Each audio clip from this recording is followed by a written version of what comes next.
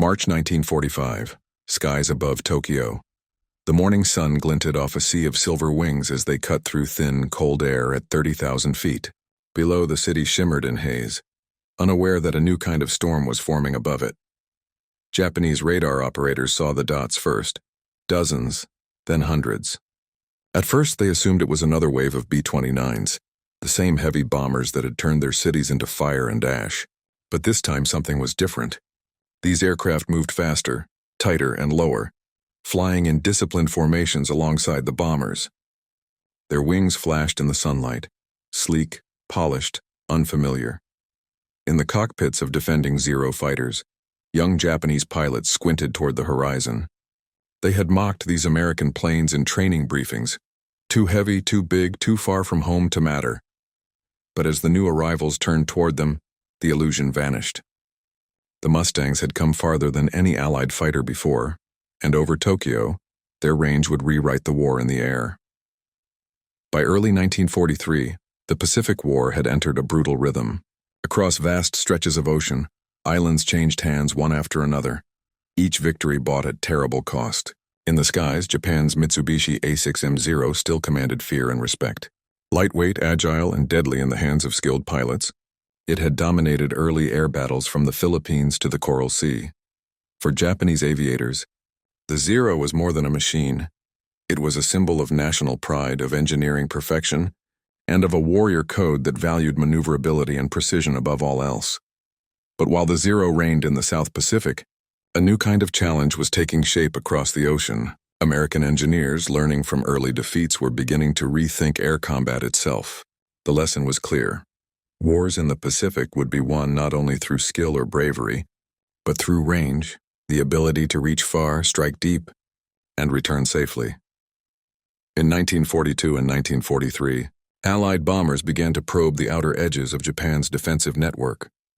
Yet time and again they hit an invisible wall: distance. Japan's home islands lay more than 2,500 miles from the nearest Allied bases. The United States had no fighter that could escort bombers that far. Every mission to Japan was a gamble. Once B-29 bombers crossed the midpoint, they were on their own, exposed to Zero and Ki-84 attacks without protection. Losses mounted, morale wavered, and strategic bombing stalled. Meanwhile, Japanese industry, though straining under blockade and resource shortages, continued to produce advanced variants of the Zero and other interceptors. They maintained the belief that their homeland's natural isolation, combined with superior pilots and short-range defense fighters, would protect them from any sustained aerial campaign. Tokyo remained untouched, distant, invulnerable, and confident in the protective reach of the Imperial Air Forces. But the tide of innovation was shifting. In Britain, a remarkable aircraft had just proven what was possible when aerodynamic brilliance met the right engine. The North American P-51 Mustang, originally designed for the Royal Air Force, had undergone a quiet revolution when engineers fitted it with the Rolls-Royce Merlin engine. The result was extraordinary: high speed at altitude, excellent fuel efficiency, and unmatched range. When the United States entered full production with the Packard-built Merlin, the Mustang's destiny changed. It was no longer just a European escort. It was the machine that could finally reach Japan's skies. Still, it would take time, resources, and a chain of island victories to make that dream real. Every Pacific battle, Tarawa, Saipan, Iwo Jima, moved the Allies closer to the range they needed. Airfields built on volcanic rock and coral reefs became stepping stones across the ocean, each one extending the reach of American air power by a few hundred miles. By late 1944, with the seizure of the Marianas, the U.S. Army Air Forces finally had a base close enough to strike Japan directly. The B-29 Superfortress began its long-range firebombing campaign, but without fighter cover, the bombers still faced deadly losses. What the Allies needed was a guardian that could match their range, a fighter that could escort bombers all the way to Tokyo and back. And deep in North American aviation's California factories, that guardian was ready. The P-51D Mustang, with its sleek laminar flow wings, powerful Merlin engine, and capacity for external fuel tanks, was the embodiment of that dream. It could climb higher, fly faster, and travel farther than anything Japan had yet faced. But to prove its worth, it first had to cross the Pacific, survive the volcanic runways of Iwo Jima, and take the fight to the enemy's heart. The arrival of the Mustang in the Pacific would mark a turning point, not only in range, but in mindset. Japan's skies, once thought untouchable, were about to become the new front line. The first step toward that transformation began with the battle for Iwo Jima, the small island that would change the very meaning of distance in the air war. The conquest of Iwo Jima was one of the bloodiest operations in the Pacific. Barely 8 square miles of volcanic ash and rock, it held no cities, no rivers, and no resources. Yet to the U.S. Army Air Forces, it was the most valuable real estate on Earth because of its location. Situated halfway between the Marianas and Tokyo, it was the perfect midpoint for long-range bomber escorts and emergency landings. When the U.S. Marines stormed its beaches in February 1945, they fought not for territory but for airfields. The Japanese defenders, deeply entrenched, fought to the last man. After 36 days of savage combat, the island was declared secure. Even before the smoke cleared, American engineers began carving airstrips across its black sand. Within weeks, the first P-51 Mustangs began arriving, flown in by ferry pilots over hundreds of miles of open ocean. The aircraft, painted silver and marked with bold squadron insignias, gleamed in the tropical sun, symbols of a new era in the Pacific Air War. The Mustang's transformation from European escort to Pacific Rangemaster was a story of engineering adaptation. The key lay in its Packard-built Rolls-Royce Merlin engine, which combined high-altitude power with remarkable fuel efficiency. Paired with drop tanks, auxiliary fuel pods attached under the wings, the P-51 could now reach distances exceeding 1,600 miles. That range changed everything. It meant a fighter could take off from Iwo Jima, climb to altitude, meet the bombers en route to Tokyo, protect them during the mission, and return. A full round trip that no other Allied aircraft could manage. For the Japanese, this development was both unexpected and alarming. Their air strategy had been built on the assumption that enemy fighters could never reach their homeland. Even as B-29s began appearing overhead, Japanese command believed their interceptors could operate freely once the bombers arrived, that no Allied escorts could possibly follow them so far. That illusion evaporated the day the first Mustangs appeared over Tokyo. The logistical effort behind those flights was monumental. Every gallon of fuel, every spare part, every bomb had to cross thousands of miles of ocean. Aircrews trained relentlessly in navigation, endurance flying, and escort tactics suited for high-altitude, long-duration missions. The new air war was as much about stamina as it was about combat skill. Pilots would spend up to 8 hours in the cockpit, braving freezing air, oxygen deprivation, and the constant hum of the Merlin engine, a steady reminder of the distance between life and home. Meanwhile, in Tokyo and other industrial centers, the Japanese air defense network struggled to adapt. Radar coverage was patchy, fuel shortages grounded many interceptors. Experienced pilots had been lost in earlier campaigns, leaving the defense of the homeland to a dwindling cadre of veterans and hastily trained recruits. Morale was fragile, sustained only by the belief that Japan's airspace remained beyond the enemy's reach. That belief shattered on March 4, 1945, when a formation of P-51 Mustangs operating from Iwo Jima made history. They met a wave of B-29s returning from a raid and escorted them safely back, marking the first successful long-range fighter operation over Japanese territory. Less than 2 weeks later, the first full escort mission to Tokyo was launched, a bold statement that the U.S. could now bring air superiority directly to Japan's skies. For the Japanese pilots who scrambled to intercept, the shock was immediate. The Mustangs were faster, more stable at high altitudes, and nearly untouchable in diving maneuvers. Dogfights that once favored the agile Zeros now turned against them. Many Japanese pilots, unable to believe that Allied fighters had reached so far, mistook the Mustangs for experimental prototypes, or thought they had launched from secret carriers nearby. But the truth was simpler. The range problem had been solved. The air war over Japan had entered a new phase. For the first time, Allied bombers were not alone. And in the months that followed, the presence of those silver-winged escorts would erode not only Japan's air defenses, but its sense of invincibility itself. For the young men who flew the P-51 Mustang, range was not just a technical specification, it was a lifeline. Each mission began in the dim pre-dawn haze of Iwo Jima, engines roaring across the island's black runways as dawn broke over the Pacific.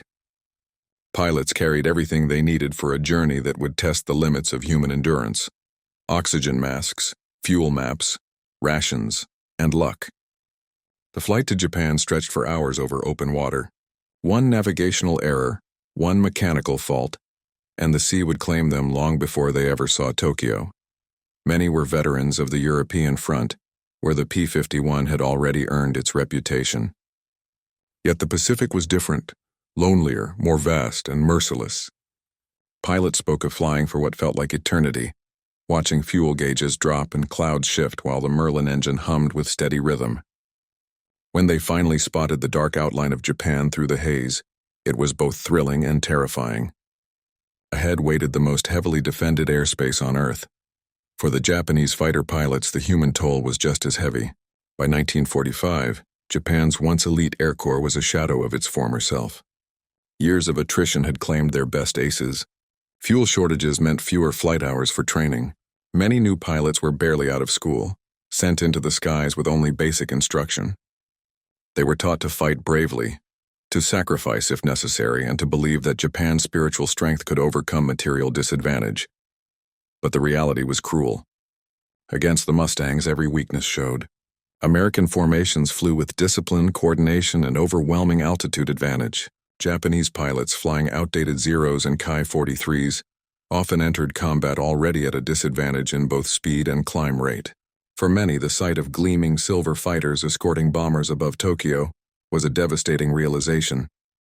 The war had truly reached their homeland, and the sky they once owned was slipping away. The P-51 Mustang's arrival in the Pacific marked the triumph of intelligent engineering over brute force. At first glance, it looked unassuming: a smooth fuselage, a bubble canopy, and narrow laminar flow wings. But every curve had purpose. Its design minimized drag, maximized lift, and conserved fuel. With its Packard-built Merlin engine, it achieved a remarkable combination of speed and endurance, capable of cruising efficiently for hours yet diving into combat with deadly acceleration. The secret weapon, however, lay beneath its wings: drop tanks. These detachable fuel pods gave the Mustang unprecedented range.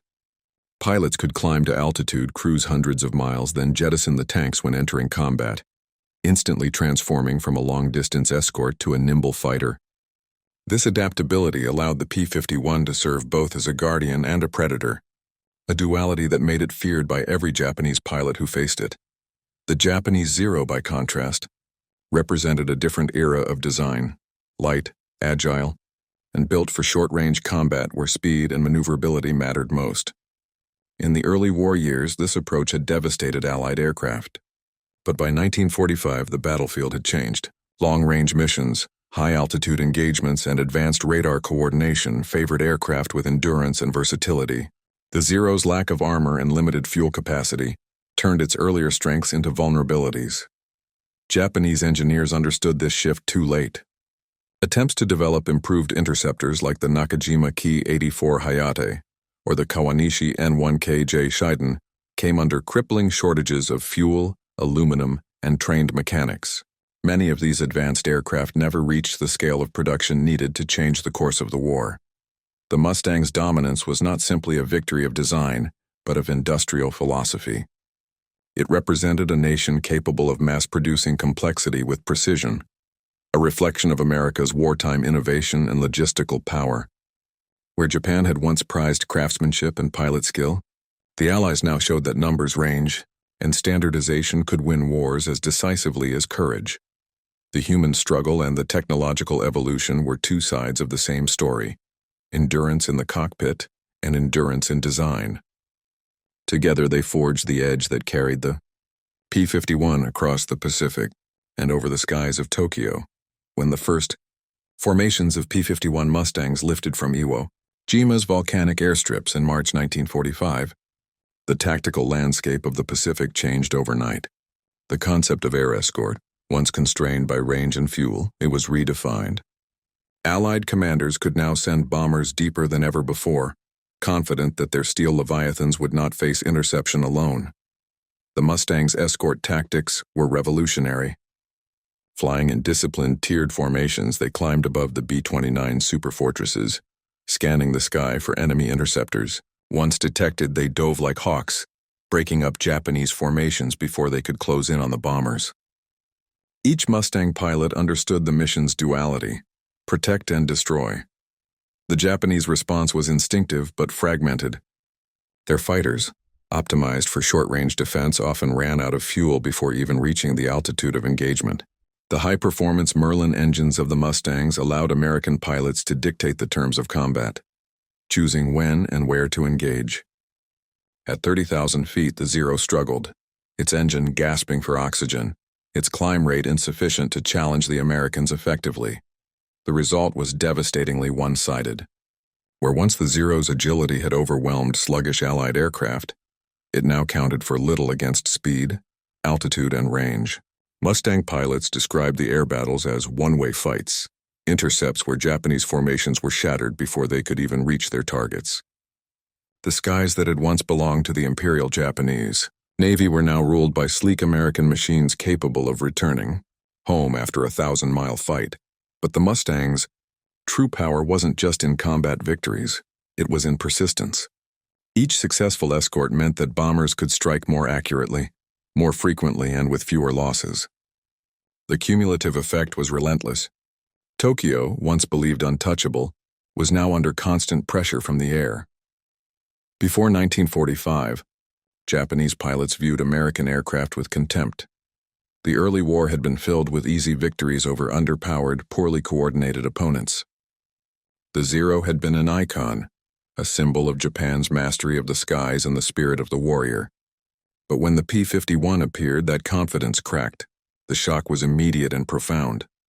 For years, the Japanese High Command had told its pilots that enemy fighters could never reach the mainland, that the home islands were a sacred space, defended by the Emperor's divine protection and the distance of the ocean itself. The appearance of P-51 Mustangs escorting bombers over Tokyo shattered that illusion in an instant. Eyewitness accounts from surviving Japanese aviators described disbelief turning to dread. "We thought they must have launched from carriers," one recalled after the war. "We could not imagine a fighter that could come from so far and still fight." Others spoke of the terror of being hunted at altitudes they could not reach, silver specks diving from the sun, striking and vanishing before the Zeros could react. On the ground, the psychological blow was just as severe. Civilians who once looked skyward with faith in Japan's air defenses now saw American fighters escorting bombers directly over the capital. The sound of the Merlin engine, sharp, metallic, unyielding, became a symbol of inevitability. It was not just the destruction of buildings that sapped morale, but the realization that the enemy now controlled the very air above the Emperor's palace. For Allied pilots, that same sound brought reassurance. They were no longer crossing the Pacific alone. The P-51s were a promise that range, endurance, and precision could overcome fear and distance alike. By the time Japanese pilots understood the Mustang's reach, the war in the air had already been lost. The stage was set for the defining battles over Japan, when P-51s and Zeros would finally meet in open skies above the Empire's capital. It was here in the spring of 1945 that the myth of invincibility met the cold truth of range and endurance. March 4, 1945, dawn. At Iwo Jima, engines roared across black volcanic sand as ground crews made their final checks. Rows of P-51 Mustangs lined the runway, their silver bodies glinting in the sunrise. On their tails, the red insignia of the 15th and 21st Fighter Groups freshly deployed. The mission was unprecedented. Escort B-29s all the way to Tokyo, more than 2,500 miles round trip. Captain James "Jimmy" Brooks adjusted his oxygen mask as his Mustang, Missouri Miss, rolled into position. The radio crackled. "Form up, Angels 20. Keep tight on the bombers. Let's bring them home." The B-29s lifted first, their deep droning thunder filling the island. Then came the Mustangs rising behind them, climbing through layers of thin gray clouds. For most of the journey, the ocean stretched endlessly below. No ships, no islands, just the Pacific's vast emptiness. Every pilot knew the truth: if you went down out here, you didn't come back. But the new drop tanks beneath their wings carried them farther than any fighter had ever gone before. Hours later, as the Japanese coast came into view, the bomber crews began to stir. They were approaching Tokyo. Japanese radar stations detected the approaching formation early that morning. The alert went out. Large group heading for Tokyo Bay. Estimated altitude, 30,000 feet. Air raid sirens wailed across the capital. In nearby air bases, Zero and Ki-84 Hayate fighters scrambled to intercept. Many of their pilots were teenagers, hastily trained and exhausted from months of continuous defense. Their instructors told them the same thing they had said for years: intercept the bombers. Ignore the escorts. They never have the range. But when they climbed into the thin air and saw the horizon, they froze, because beside the bombers, not behind, not below, flew dozens of gleaming American fighters. Sleek, fast, almost unearthly in the cold light, the impossible had arrived. The first engagement erupted south of Tokyo Bay. The Zeros, lighter but slower to climb, tried to swing upward from below. Mustang pilots saw the movement instantly. "Tally-ho, bogies, 3 o'clock low," one voice snapped over the radio. Within seconds, the formation broke. Jimmy Brooks rolled his Mustang into a dive. The world blurred. He felt the wings strain under the pull of gravity as he dropped straight toward the enemy formation. The first Zero flashed past, its wingtips catching sunlight. Then a burst from his .650 caliber Brownings tore through its fuselage. The Japanese pilot never had time to turn. Above, others joined the melee. Contrails crisscrossed in the sky like scars. The air filled with tracer fire and black smoke. One B-29 was hit, spiraling slowly downward. But this time, Mustangs were there to strike back. From the ground, Tokyo citizens could see the battle unfold. White trails arching across the blue sky as explosions echoed faintly above the city. For many, it was the first time they realized that American fighters were now overhead. Japanese pilots fought with extraordinary courage, diving head-on into formations that outnumbered them 2-1. But their planes were outmatched. The Zeros, designed for agility at low altitudes, struggled in the thin air where the Mustangs excelled. Their engines overheated, guns jammed, and when they tried to disengage, the Mustangs chased them relentlessly, long after previous Allied fighters would have turned for home. By midday, the skies above Tokyo were an inferno. The B-29s completed their bombing run, dropping tons of incendiaries across industrial districts. Columns of smoke rose thousands of feet, blackening the horizon. The Mustangs circled high above, warding off any surviving interceptors. When the radio call came, "Bombs away, turn for Iwo," the Japanese pilots could only watch as the American formations turned south, still in perfect order. The realization struck deep. The enemy could now come and go as he pleased. When the Mustangs landed back on Iwo Jima that evening, their fuselages were scorched with powder and oil. Mechanics rushed to refuel and reload them. Out of 110 fighters, only a handful were lost, most to mechanical issues, not combat. In Tokyo, the story was very different. Of the interceptors launched, nearly half never returned. Many had been shot down, others had ditched into the sea with empty fuel tanks. For the Imperial Japanese Air Force, it was more than a tactical defeat. It was the death of their strategic hope. Newspapers tried to downplay the raid, calling it a minor skirmish, but everyone knew the truth. The P-51 Mustang had erased the ocean's protection. The homeland was no longer beyond reach. The battle over Tokyo was more than a mission, it was a message. From that day forward, Japan would fight not just an enemy with superior machines, but an enemy who could appear anywhere, anytime, and still return home. March 9, 1945. The night sky above Tokyo glowed faintly orange, not from sunrise, but from the fires already smoldering across the city. The B-29s had returned, this time carrying incendiary bombs designed to burn wooden homes and factories to the ground. But now they had a new guardian, the P-51 Mustang. On the tarmac at Iwo Jima, hundreds of mechanics worked through darkness, their hands black with oil and volcanic dust. Ground crews checked every rivet, every drop tank. The Mustangs were being prepared for the largest escort mission in aviation history, Operation Meeting House. Over 300 bombers would strike Tokyo in one night. Without escort, it could have been a massacre. With Mustangs, it would become one of the most devastating raids in history. The first Mustangs took off shortly after midnight. Their engines thundered into the humid air, exhaust flames flickering against the darkness.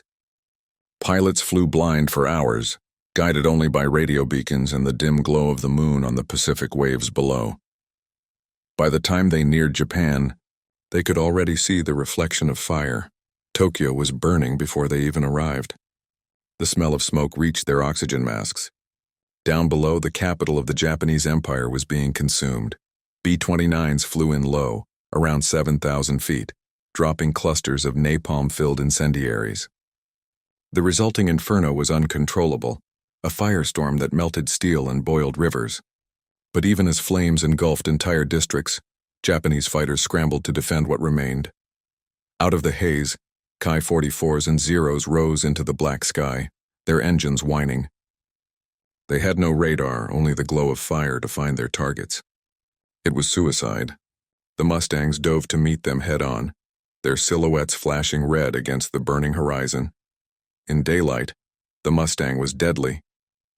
At night, it was unstoppable. Its engine, and the Packard-built Merlin, didn't choke in thin air or overheat under strain. Its laminar flow wings cut clean through turbulence, and its firepower could shred a bomber or a fighter in seconds. Above Tokyo, these traits converged into pure dominance. Mustang pilots flew in pairs, sweeping through enemy formations with surgical precision. Every tracer fired from their 6 Browning M2s found its mark against aircraft struggling to climb. Captain Vernon Richards, flying Sweet Arlene, described the scene later. It was as if the sky itself was on fire. You couldn't tell where the flames ended, and the tracer rounds began. We weren't fighting over Tokyo. We were fighting inside it. By dawn, the battle had no real shape, just chaos. Mustangs weaved between B-29s, strafing anti-aircraft positions and shooting down interceptors before they could close. Japanese pilots, blinded by smoke and heat, tried to ram bombers in desperation. Some succeeded. Most didn't return. The fires below spread faster than anyone had anticipated. Entire neighborhoods vanished in minutes. The heat rose so high that some B-29 crews reported turbulence from thermal updrafts at 5,000 feet. The smell of burning fuel mixed with that of the city itself. When dawn broke, Tokyo was unrecognizable. 16 square miles had been burned to ash. Over 100,000 civilians were dead. The city's industrial heart, aircraft factories, shipyards, armories, had been wiped from existence. The Japanese government tried to keep the news contained, but smoke from Tokyo could be seen from 150 miles away. Even Emperor Hirohito was said to have watched the glow from his bunker in disbelief. And still, American Mustangs circled above, their silhouettes black against the fiery horizon. They had flown farther, fought harder, and returned safely. Their presence symbolized something Japan could no longer deny. Control of the skies was gone. After that night, the Mustang became more than an escort. It became the spearhead of a new kind of warfare. From Iwo Jima, they struck at every major target on the Japanese mainland: Nagoya, Osaka, Yokohama. They escorted bombers, strafed airfields, and destroyed railways. The Japanese Air Force, once feared for its aggression and skill, found itself unable to rise. Pilots lacked training, fuel, and replacement parts. By mid-1945, most interceptions were suicidal, and even those rarely reached the bomber formations. American commanders understood the significance. The B-29 could now bomb Japan at will, protected by the most advanced long-range fighter ever built. The Pacific had shrunk, and Japan's isolation, once its greatest defense, had become meaningless. By summer, the Mustang's shadow stretched across all of Japan. Even when no planes were overhead, citizens would look up at the sky, half expecting the hum of a Merlin engine. The illusion of distance, of safety, was gone forever. For the Japanese pilots who survived those first encounters, the psychological impact was devastating. They had mocked the P-51 as a short-range toy, a fighter that could never threaten their homeland. Now it haunted their skies daily. Tokyo's ashes were not just the result of bombs. They were the consequence of a single revolutionary fact. The P-51 Mustang could go anywhere and still come home. The war in the air had changed, but its cost, both in lives and conscience, would echo far beyond victory. When the smoke cleared over Tokyo, the scale of destruction was beyond comprehension.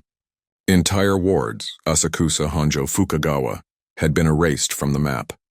For the first time, Japan's military leadership faced an inescapable truth. The empire's skies no longer belonged to Japan. The introduction of the P-51 Mustang from Iwo Jima was not just a tactical improvement, it was a strategic revolution.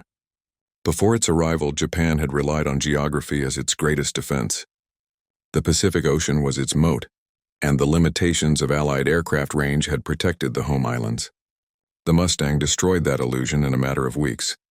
By April 1945, formations of Mustangs could be seen daily over Honshu and Kyushu. They didn't just escort bombers. They attacked airfields, strafed convoys, and destroyed supply trains. The once proud Japanese air defense network collapsed piece by piece.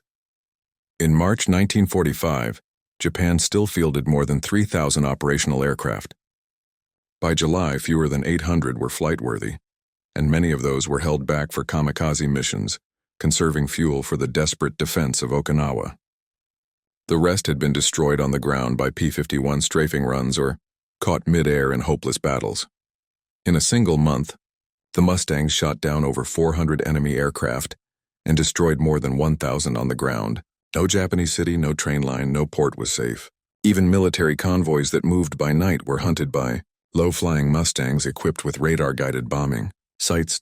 Japanese radar operators often watched helplessly as hundreds of blips filled their screens, not just bombers, but fighters deep inside their homeland. Their once vaunted air warning system had become little more than a death announcement. The most devastating impact wasn't material, it was psychological. Japanese pilots who had once laughed at the range problem now flew with the knowledge that they were already defeated in the air. Every takeoff could be their last, every cloud could hide a Mustang. In interviews decades later, survivors of Japan's 47th Sentai Squadron recalled their first encounter with the Mustangs. They appeared from nowhere. We thought they were impossible machines, fast, silent, unending. You would see one behind you dive and another would already be there. For ground crews, the fear was just as real. Airfields that once launched proud zero formations were now graveyards of twisted aluminum. Fuel shortages meant that even if new planes arrived, they could not be flown. Japan's air war had become a war of ghosts. For the Allies, the success of the Mustang fundamentally changed their operational calculus. Before Iwo Jima was secured, bomber missions to Japan suffered catastrophic losses, up to 15% per run. After Mustangs began escorting the bombers, losses dropped to below 2%. That meant more missions, deeper penetration, and sustained pressure on Japanese industry. The B-29s could now strike anywhere: aircraft plants in Nagoya, arsenals in Osaka, docks in Yokohama, all under the constant shield of Mustang protection. General Curtis LeMay, commander of the 20th Air Force, called the P-51 his invisible weapon. He wrote in his after-action report, "Without the Mustang, the B-29s would never have reached their full potential. The enemy would still own the sky, and we would still be paying the price for every mile gained." Within weeks of the March raids, Tokyo's once crowded skyline was pockmarked with bomb craters and the skeletons of burned factories. The hum of daily life vanished. Schools closed. Thousands of civilians fled to the countryside, carrying whatever they could. But the Mustangs followed even there, strafing rail lines and supply depots hundreds of miles from the capital. The Japanese government continued to issue propaganda claiming that the American fighters were few, that the home defense was intact. But by mid-1945, the truth could no longer be denied. The empire had lost control of its own airspace. And for a nation that had prided itself on air superiority at Pearl Harbor, that loss was more than military. It was existential. By the summer of 1945, the skies over Japan no longer carried the sound of defiance, only the low, distant hum of engines that no one could stop. The P-51s now flew in waves day after day with almost mechanical precision. Their silver wings became a familiar terror, reflecting the sun as they swept across the islands at treetop level. There was no longer a front line. The war had reached every horizon. From bases on Iwo Jima and Okinawa, the Mustangs fanned out in all directions. Some flew escort for B-29s bound for Nagoya or Osaka. Others prowled the countryside, hunting locomotives, convoys, or any movement that suggested resistance. Farmers would look up from the fields and freeze, waiting to see if the fighters would pass overhead or turn back. Entire supply networks were dismantled not by bombs, but by fear. The fear that every road, every track, every bridge was already in the gun sights of a Mustang pilot. Even the Japanese military, bound by honor and obedience, could not hide its exhaustion. Many pilots barely had 10 hours of flight training before being sent into combat. They faced American aces with hundreds of missions behind them, flying machines faster, stronger, and infinitely more forgiving. The old symbols of courage, the cherry blossoms painted on zero tails, the headbands tied before takeoff, began to feel like relics from another war. Tokyo's Air Command issued desperate orders. Pilots were told to conserve fuel by gliding between targets to avoid dogfights they could not win. But these were instructions written for ghosts. Each day, fewer returned. Some airfields stopped launching fighters altogether, knowing they would never come back. The silence that followed each takeoff was heavier than any explosion. Meanwhile, the Allies refined their methods. The Mustangs now operated in mixed groups, some covering the bombers, others sweeping ahead to clear the skies entirely. They learned to anticipate enemy intercept patterns, using speed and altitude to dictate every engagement. By mid-July, the Japanese air response had ceased to exist in any organized form. The Empire's wings had been clipped and its cities lay defenseless beneath a rain of fire. In the command bunkers of Tokyo, reports from across the nation painted the same picture. Airfields in Kyushu flattened, fuel depots near Yokohama destroyed, trains burned where they stood. The proud air fleet that had once dominated the Pacific had vanished, replaced by wreckage and silence. Some officers proposed grounding all aircraft entirely, saving what little remained for the defense of the homeland when invasion came. Others simply stared at the maps, tracing the red lines that showed Mustang raids spreading across the country like veins of fire. The psychological toll was immense. For civilians, the sound of an approaching engine triggered panic. Families fled into tunnels, into rivers, into darkness. For the pilots who survived, there was only humiliation, not at defeat, but at helplessness. They had spent years mocking the idea that a Western aircraft could ever reach their skies. Now the same machine haunted their dreams. When the atomic bombs fell on Hiroshima and Nagasaki, the P-51s were still flying above Japan. They escorted reconnaissance planes, guarded rescue missions, and patrolled the empty skies of a nation already broken. Even in the final days before surrender, Mustangs roared over Tokyo Bay as American ships approached, silent witnesses to the war's final act. Japan's leaders understood what those planes meant. They symbolized not just victory, but inevitability.